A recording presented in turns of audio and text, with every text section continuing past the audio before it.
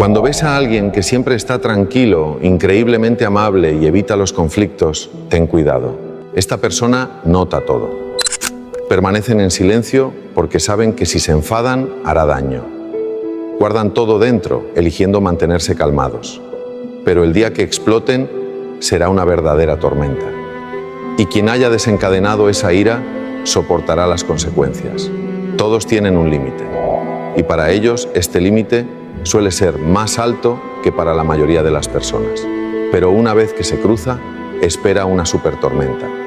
Por eso es esencial respetarlos. No confundas su silencio con debilidad.